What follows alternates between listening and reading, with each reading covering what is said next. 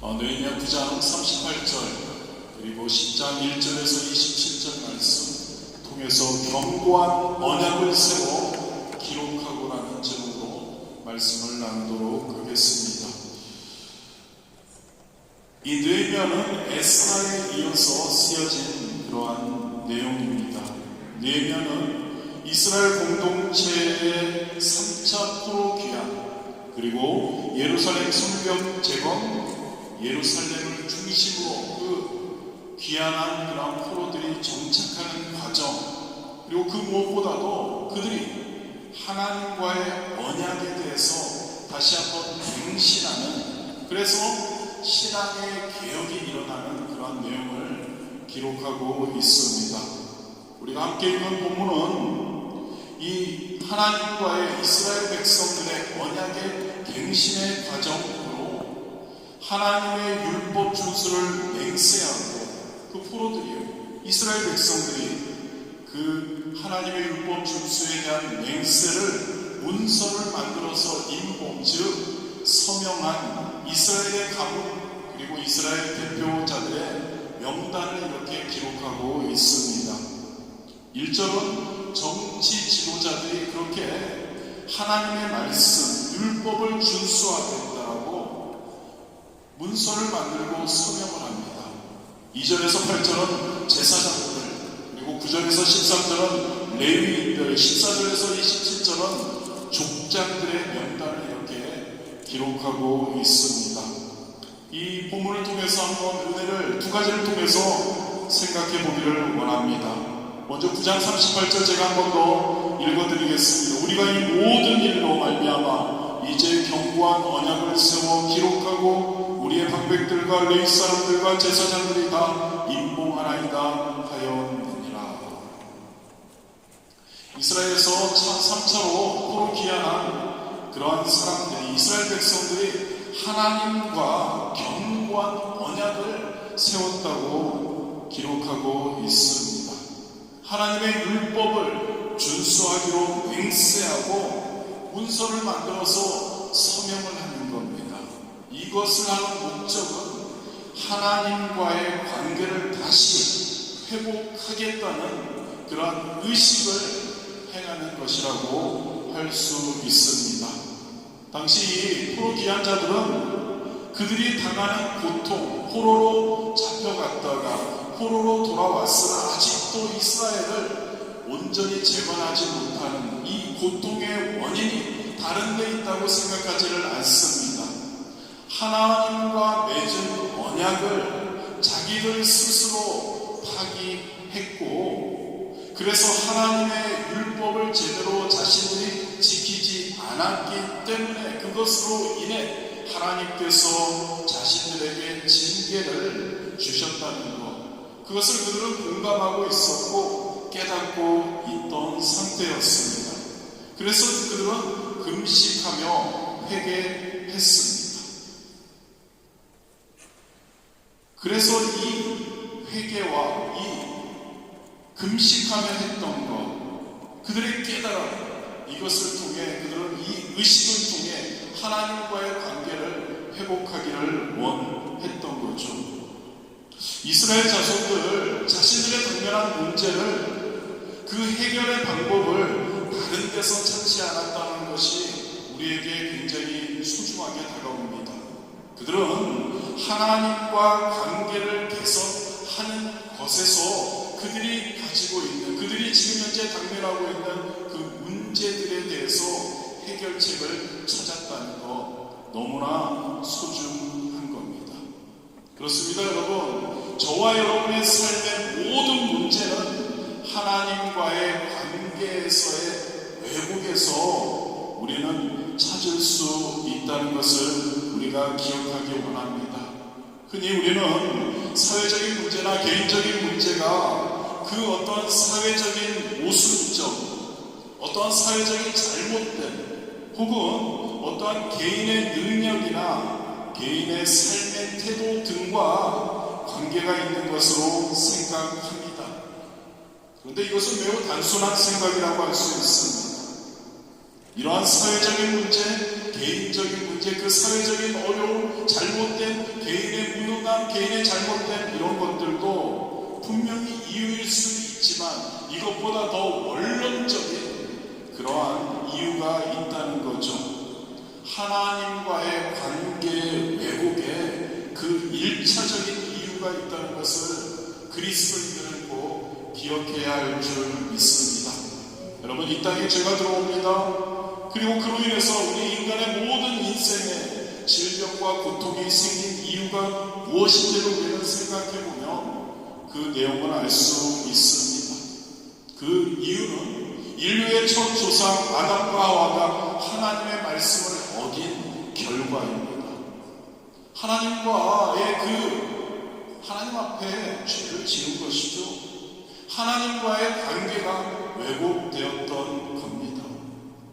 하나님과의 관계가 정상적이었던 에덴 동산에서는 인간에게 아무 문제가 없었어요.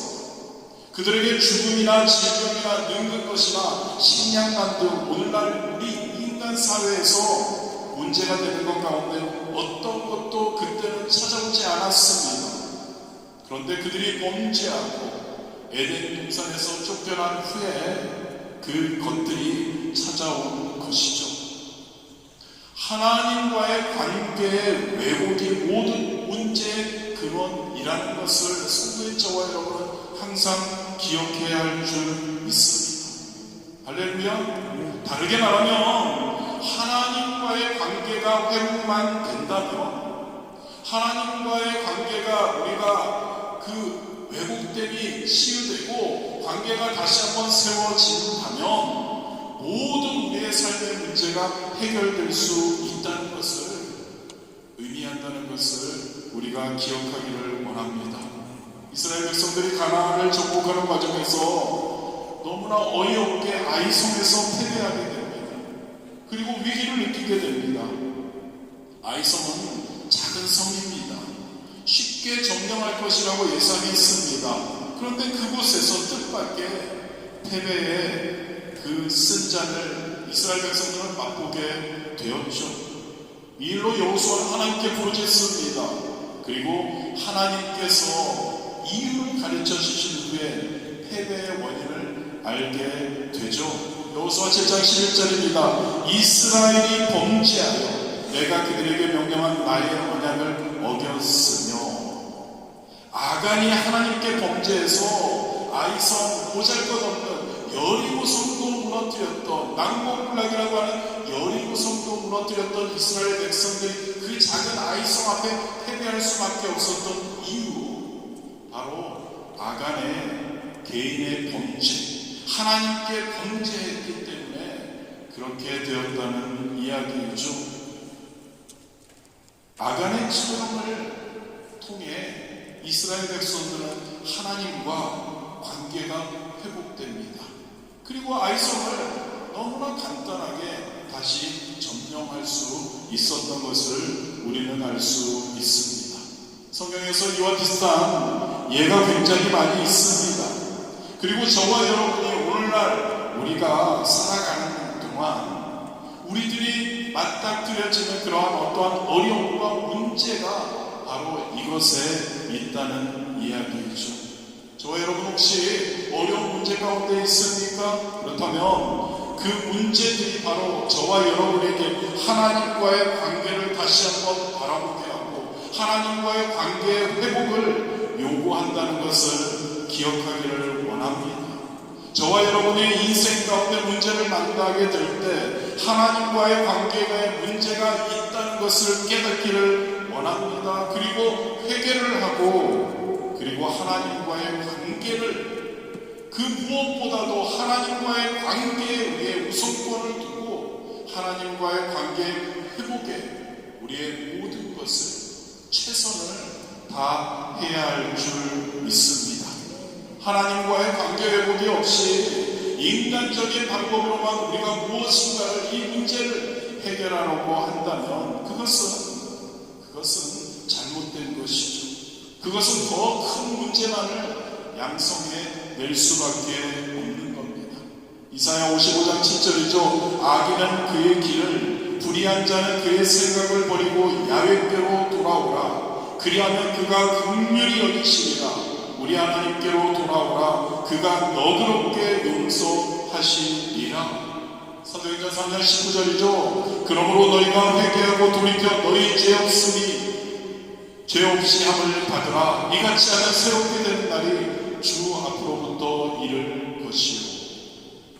저와 여러분, 이 땅에서 살아가는 성도로서의 저와 여러분, 하나님과의 무엇보다도 하나님과의 관계의 회복에 우선권을 둘 수 있게 되기를 진심으로 원합니다. 회개하고 다시 한번 이스라엘 백성들이 맺었던 하나님과의 견고한 언약의 갱신이 우리에게 일어나야 할 줄 믿습니다. 하나님의 말씀에 순종하겠다고, 하나님의 말씀을 지키겠다고 이스라엘 백성들처럼 언약하고 그것을 문서화하고 서명하는 그러한 결단이 저와 여러분의 그 삶에 넘쳐흐르게 되기를 진심으로 원합니다. 이 시간에 결단했으면 합니다. 하나님, 항상 요즘 자주 말씀드리지만 하나님의 말씀대로 살겠습니다. 하나님이 하라고 하면 하겠습니다. 할렐루야? 별로 공감 안 하십니까? 하나님이 하라고 하면 하겠습니다. 아멘 소리 다시 한번요. 하나님이 하라고 하면 하겠습니다. 하나님이 하지 말라고 하면 하지 않겠습니다.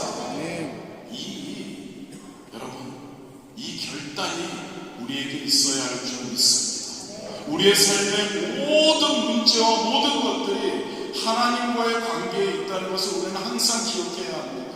우리의 삶에 어떠한 조그만 어려움이 있더라도 그것을 성도들은, 세상 사람들은 그것을 어떤 다른 사회적인 개인적인 어떤 관계에서 우리는 그 이유를 찾으려고 합니다. 성도는 아닙니다. 물론 그런 것도 있죠. 성도는 하나님과 나와의 관계, 할렐루야, 하나님과 나와의 관계에서 그 문제와 그 이유를 찾아야 할 줄 믿습니다. 그래서 하나님을 기쁘시게, 이웃을 기쁘시게 우리가 하자고 계속 하는데, 여러분, 하나님을 기쁘시게, 이웃을 기쁘시게 하기 위해 하나님과의 관계를 다시 한번 생각하기 원합니다. 지금 현재 내가 하나님과 나와의 관계가 어떤 관계인가? 진짜 하나님이 기뻐하시는 나인가? 이웃이 기뻐하는 나인가? 그것을 돌아보는 저와 여러분 되시기를 진심으로 원합니다. 두 번째로 14절에서 27절에 보면 거기에 족장에 그 하나님과의 다시 한번 언약의 갱신을 하고 거기에 서명을 한 족장들의 명단이 나옵니다. 이 족장들은 그 가문의 대표자들이라고 할 수 있습니다. 그리고 이들은 이렇게 언약의 갱신을 서명한 것, 그 가문을 대표해서 했다는 것, 그들을, 그 가문의 사람들 모두를 하나님 앞에서 올바르게 이끌고 그들을 하나님의 길 뜻 안에서 그들을 이끌어가기 원해서 결심한 자들이었습니다. 이들은 신앙의 개혁을 위해서 꼭 필요한 일꾼들이었습니다. 이들은 다른 족장들은, 다른 가문의 어떠한 대표들은 어떻게 하든지 개의치 않습니다. 그들은 하나님 편에 섭니다. 그리고 자신에게 맡겨주신 자신의 가문에 하나님 다른 길로 인도하려고 충실히 사명을 감당했던 자들이라고 할 수 있습니다. 이들은 성경에 이렇게 기록되어 있습니다. 그리고 하나님께서도 영원히 기억될 수밖에 없었던 자들입니다. 성경은 이들에 대해서 이렇게 이야기합니다. 다니엘 12장 3절입니다. 지혜 있는 자는 궁창의 빛과 같이 빛날 것이요 많은 사람을 옳은 대로 돌아오게 한 자는 별과 같이 영원토록 빛나리라. 가문을 대표해서 이렇게 신앙의 어떠한 언약에 다시 한번 계승을 위해서 애쓴 자들, 이들이 바로 영원히 빛나는 자들이 될 수 있다는 겁니다. 오늘날 많은 사람들이 스타의 꿈을 키웁니다. 연예계의 스타, 언론계의 스타, 정치나 스포츠계의 스타, 스타가 되려는 사람들이 적지 않습니다. 그런데 우리는 너무나 잘 압니다. 이러한 스타들이 반짝 스타에 불과하다는 것. 잠깐 보이다가 사라지는 자들. 아무도 그들을 오래도록 기억하지 않습니다. 하지만 여러분, 많은 사람을 올바르게 하나님 안에서 인도하는 자들은 하늘의 별과 같이 영원토록 비춰진다는 것을 기억하기를 원합니다. 영원히 기억되는, 잠시 반짝했다가 사라지고 기억되지 않는 스타가 아니라 영원히 기록되어 하나님의 생명책에 기록되고 하나님께 기억되는 그러한 스타가 된다는 것을 기억하기를 원합니다. 사도 바울, 여러분 우리가 너무나 잘 알지 않습니까? 베드로, 어거스틴, 칼빈, 루터 등등 우리가 이들을 오래 기억하며 계속 존경하고 있죠. 그렇습니다. 하나님 안에서 하나님의 길을 가도록 많은 이들을 올바른 길로 이끄는 사람들, 그들이 온전한 스타요, 영원히 기억될 스타라는 것을 우리가 항상 기억하기를 원합니다. 우리가 함께한 우리 전임원 선교사님이 그 스타라고 저는 생각합니다. 할렐루야? 저도요. 여러분도요. 아멘? 저와 여러분이 어떠한 삶을 살고 있습니까? 저와 여러분이 어떠한 성도로서의 삶을 살고 있습니까? 내가 물론 하나님 안에서 올바른 길을 가려고 내가 구원받기 위해 애쓰고도 있습니다만 우리 주변을 바라보지 않습니다. 우리 주변을 위해서 그들에게 하나님의 복음을 전하고 그들에게 사랑을 전하는 저와 여러분 아닙니까? 그렇다면 저와 여러분이 바로 그러한 스타로서 하나님께 기억될 것이고 그리고 하나님의 놀라운 영광이 되리라 믿습니다. 그래서 여러분, 성도는 자신만의 그러한 죄와 불의에서 떠나게 되는 것으로 내가 구원받는 것만으로 만족해서는 안 된다는 거죠. 저와 여러분 주변을 바라보고 저와 주변에 아직도 올바른 길을 찾지 못해서 방황하는 영혼들, 죄에 매여서 종노릇하는 그러한 그들을 하나님의 사랑으로 일깨우고 그리고 그들을 다르게 하나님께로 인도하는 일꾼들이 되어야 할 줄 믿습니다. 에스겔 18장 23절입니다. 주 야훼의 말씀이니라 내가 어찌 악인이 죽는 것을 조금인들 기뻐하랴. 그가 돌이켜 그 길에서 떠나 사는 것을 어찌 기뻐하지 아니하겠느냐. 야고보서 5장 20절이죠. 너희가 알 것은 죄인을 미혹된 길에서 돌아서게 하는 자가 그의 영혼을 사망에서 구원할 것이며 허다한 죄를 덮을 것이니라. 여러분, 성도로서요, 옳은 일에 앞장선다는 거 그렇게 쉬운 일이 아닌 것 같습니다. 용기가 필요합니다. 때로는 기득권을 포기해야 할 때가 있습니다. 그런데 여러분, 진짜 하나님을 사랑한다면요, 하나님을 사랑하십니까 여러분? 진짜 하나님을 사랑한다면요, 우리가 많은 것을 잃을 수 있더라도 하나님께서 기뻐하시는 것이라면, 하나님께서 기뻐하시는 일이라면 우리는 기꺼이 그것을 감수해야 할 줄 믿습니다. 왜요? 왜냐하면 그것이 무엇보다도 가치 있고 그것이 의미 있는 일이기 때문입니다. 저와 여러분의 이름이 궁극적으로 어디에 기록되기를 우리가 원해야 할까요? 저와 여러분의 이름이 하나님께서 축복하시고 하나님께서 영원히 기억하실 그러한 자들의 명단에 들어 있기를 진심으로 원합니다. 그냥 잊혀지는 이름이 아니라요, 저와 여러분의 이름이 생명책에 기록이 되고 하나님의 축복의 그 명단에 기록되고 느헤미야 10장 1절에서 27절의 그 명단들이 있지 않습니까?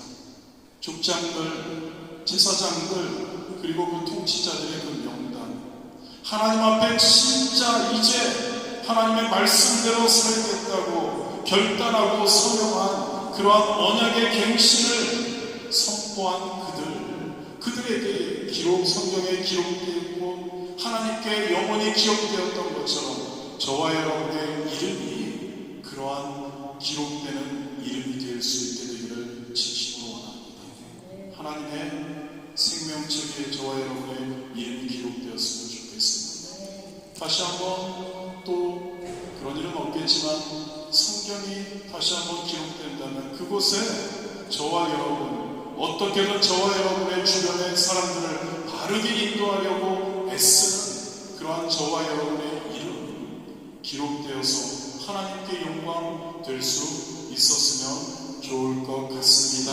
이를 위해서 저와 여러분 하나님과의 관계 회복에 우선권을 둘 수 있게 되기를 진심으로 원합니다. 하나님의 뜻을 쫓아서 죽어가는 영혼들을 그들을 깨우고 바르게 인도하는 저와 여러분의 입장에서는 전도하고 그리고 선교하고 그리고 선교사님들을 섬기고 저와 여러분들 그분들을 위해서 기도하고 그러한 우리가 될 때 그 우리의 이름이 하나님의 기뻐하시는 이름으로 거듭나게 될 줄 믿습니다. 기도하시겠습니다.